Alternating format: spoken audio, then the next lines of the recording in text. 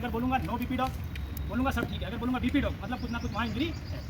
Frontal no BP dog, temporal no BP dog, occipital no BP dog, parietal no BP dog, no blood found, eye orbit no BP dog, nasal bone no BP dog, maxilla no BP dog, zygomatic no BP dog, mandible no BP dog, TMJ no BP dog, logistic provide pen light.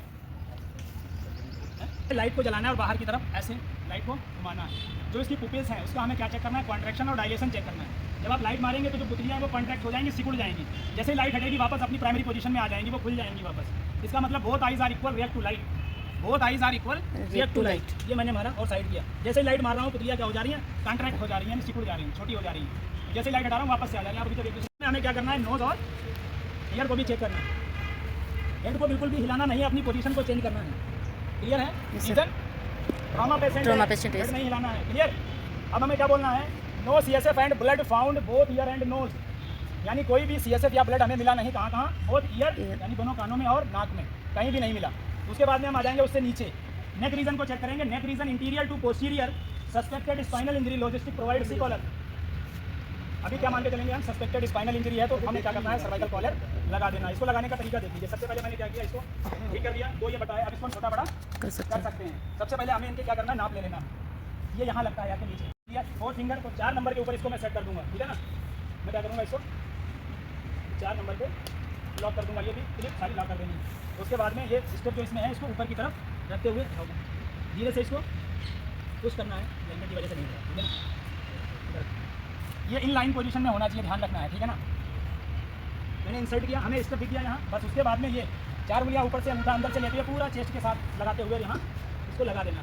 ये मैंने लगा दिया। अब इसका movement क्या होगा, कम से कम होगा। अगर इंजरी तो वो बढ़ेगी नहीं।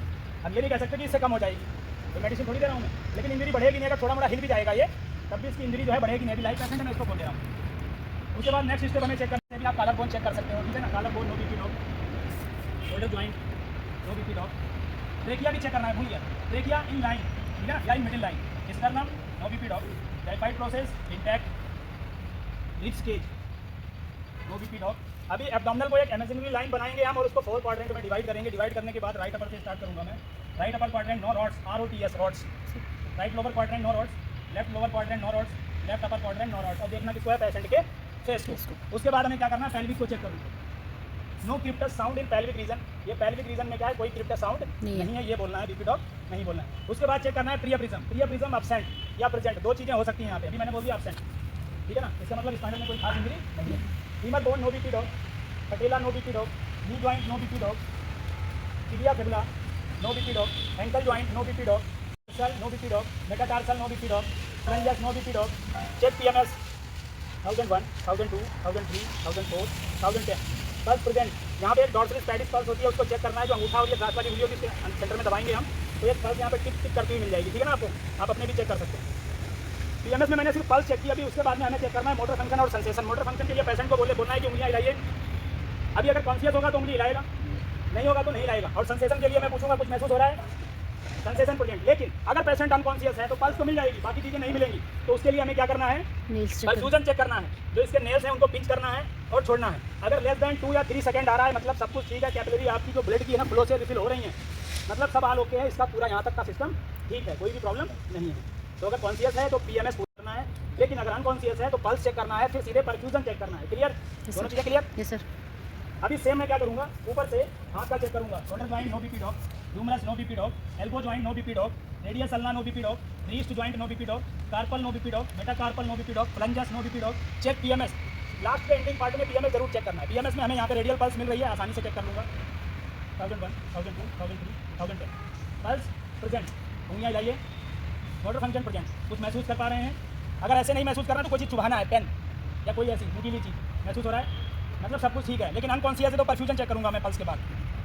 Perfusion less than 2 second, 2 second में कैपिलरी रिफिल हो जा रही, मतलब सर्कुलेशन। उसके बाद ऐसे ही ये वाला हाथ चेक करना और ये वाला पैर चेक करना। क्लियर? Yes sir. उसके बाद में बैक साइड चेक करना है। बैक साइड चेक करने के लिए एक हाथ सीधा करना है, एक हाथ इसके ठीक के साथ ऐसे लगा देना है। दोनों पैरों को ओवरलेप करना है और अपने थाई मसल पे इसको ले लेना है, ठीक है ना। यहाँ लेने के बाद both scapula no BP dog, spinal cord no BP dog, all back region no BP dog, no blood found. यहीं से स्ट्रेचर लाना है और पेशेंट को स्ट्रेचर के ऊपर ले लेना है और उसके वाइटल साइन को मॉनिटर करते रहना है। वाइटल साइन सभी लोग जानते हैं ना, RP, और BP। जब तक EMS नहीं आती, पेशेंट अगर स्टेबल है यानी बातचीत कर रहा है तो 15-15 मिनट पे, और अनकॉन्शियस है यानी अनस्टेबल अगर पेशेंट है तो उसके वाइटल साइन को हर 5-5 मिनट पे मॉनिटर करते रहना है। ये था हमारा कौन सा स्टेप